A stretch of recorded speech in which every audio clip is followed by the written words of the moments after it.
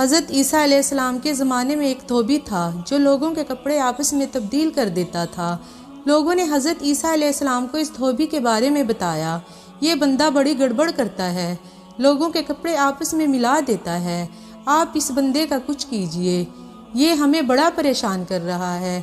تو عیسیٰ علیہ السلام نے اللہ کی بارگاہ میں دھوبی کی ہلاکت کی دعا کر دی۔ دھوبی اپنے معمول کے مطابق گھر سے نکلا، اس کے پاس 3 روٹیاں تھیں۔ اس کے پاس ایک سائل آیا، دھوبی نے 1 روٹی سائل کو دے دی۔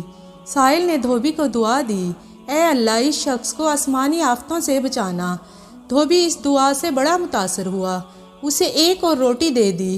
اس سائل نے دوسری دعا دی، اے اللہ اسے دنیاوی آفتوں سے بھی محفوظ رکھنا۔ دھوبی نے تیسری روٹی بھی سائل کو دے دی تو سائل نے اس کو دعا دی، یا اللہ اس شخص کو توبہ کی توفیق دے۔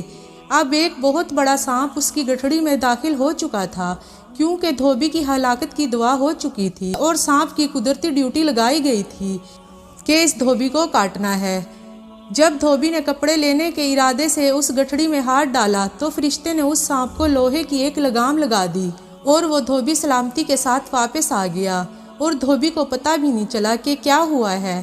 لوگوں نے حضرت عیسیٰ علیہ السلام سے کہا، اے روح اللہ، دھوبی تو صحیح سلامت واپس آ گیا، آپ نے تو اس کی ہلاکت کی دعا کی تھی، آپ تو اللہ کے نبی ہیں۔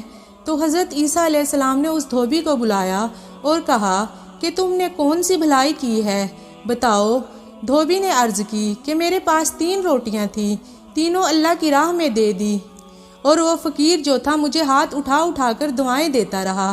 تو پھر حضرت عیسیٰ علیہ السلام نے سانپ سے پوچھا کہ تم نے اسے کیوں نہیں کاٹا؟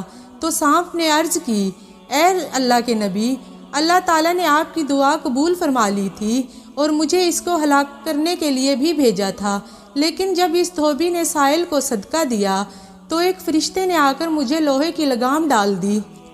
لوگوں نے یہ بات سنی۔ دھوبی نے جب یہ بات سنی تو اسے بڑا تعجب ہوا، میں اتنا بڑا گنہگار، لوگوں کو اتنی تکلیف پہنچانے والا، صرف ایک نیکی کی اور مجھے اتنی بڑی آفت سے بچا لیا گیا۔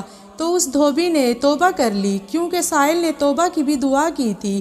اس سے ہمیں یہ پتہ چلا، اگر ہم آفتوں سے بچنا چاہتے ہیں، مصیبتوں سے بچنا چاہتے ہیں نا، تو اپنے نام کا بھی، بچوں کے نام کا بھی، فیملی کے ہر فرد کے نام کا صدقہ نکالتے رہیں۔ اللہ تعالیٰ صدقے کے بدلے ہمیں بلاؤں اور آفتوں سے محفوظ رکھے گا۔